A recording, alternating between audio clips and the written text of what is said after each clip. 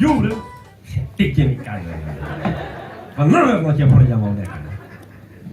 А ако пишува кој фрла ѓубре овдека педер, да видиш дали ќе фрла. Или друг некој, пример, ајде да кажем, не паркирај гаража. Дечко бе, да не ми напреди нешто бе.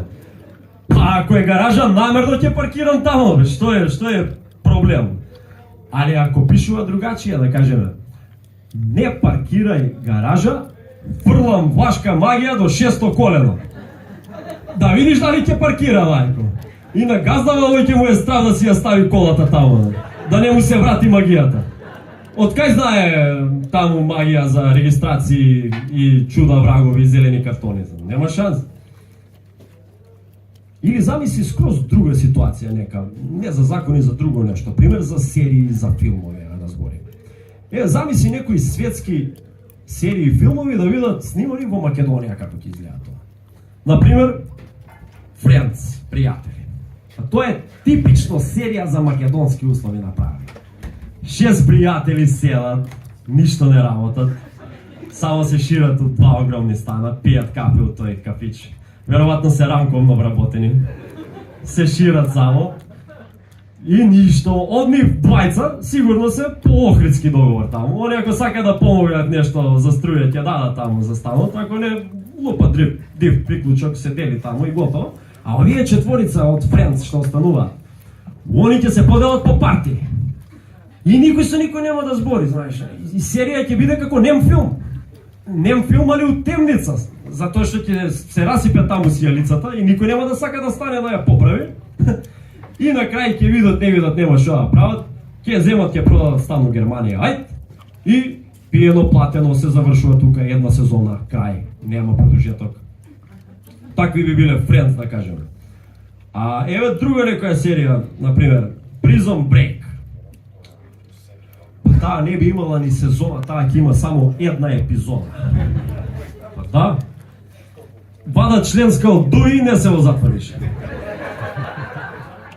Дева ако нешто таму од продукција инсистира да мора да продолжи да се снима заради фонд на епизоди, серија ќе премине у друг жанр, у некоја скроз друга серија, у Наркос.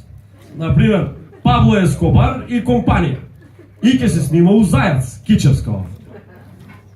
Или друга, например, серија Емили in Paris.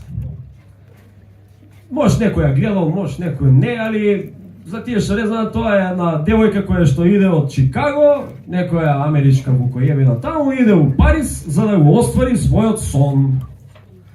И кај нас тоа би било Славица у Скопје.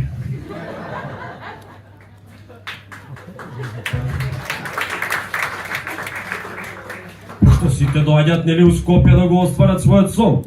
Сега пошто на незе, на Емили, сонот е да успее во модна индустрија, пошто кај нас модна индустрија се сведува на текстилни фабрики углавном, цаци не ќе мора ни до Скопје да иде, може да се снима и од Штип, од Свети Николе доле, па да видат цаци у Штип, например. Или филмови, ајде, да кажем. Титаник. Титаник кај нас нема да потоне сигурно. Нема ли да заплови, уопште. Зашто ќе кажем? Па еве како зашто.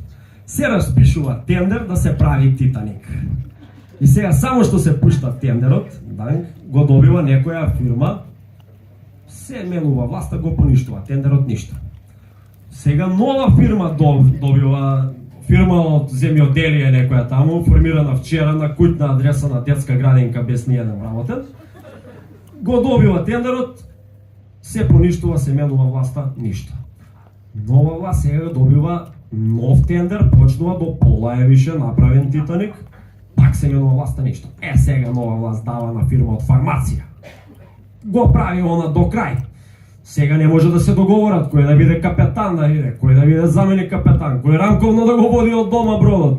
Не може да се договорат и на крај некако се договарат, ама за тоа време од неодржување Титаник скапал, патниците со пливање отишле некаде во странство, толку распишуваат некој нов тендер да го расклопат Титаник. И не ни запловува, видиш?